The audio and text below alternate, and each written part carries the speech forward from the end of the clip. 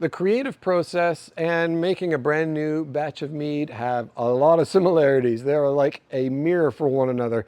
I am here today at our production site. This is where we make all the product for our business, right here in these barrels and in these tanks behind me.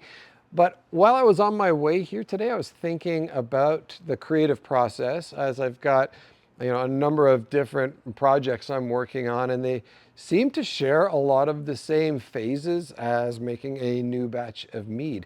So I was trying to think of a good way of explaining it. And so let me see if I've got this. 4 stages. You've kind of got start the work, then you've got sustain the work, then you've got let time work, and to finish, let it work in others. So these are kind of 4 phases that I think all of my creative projects go through, and it's pretty obvious in mead. So start the work. This is, the beginning phase of any project. There's a lot of excitement, a lot of energy, research, gathering ingredients, supplies, whatever it might be. We are at that point pretty excited for what the outcome might be.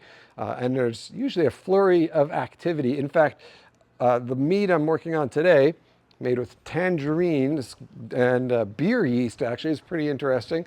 This one is started 5 days ago or so, and it is very active. You can hear these bubbles. I think you can hear that. So we put hundreds of pounds of honey in this. We added a lot of water to it. We added yeast. The yeast has been working in consuming the sugar, creating carbon dioxide, and that's where we're getting all these bubbles from. And when we started this is, we've done this one a few times now, but for the very first time at this size, we weren't positive how it was going to turn out. We had a pretty good idea. We've been doing this a while, but there's always this excitement at the beginning of a project of what it's going to turn into, what it's going to become. So starting the work, super important. You got to actually do it. You can have all the planning, but you've got to do the labor of dumping the honey in, mixing it up, getting the yeast ready, putting all that in. And that's true for any project.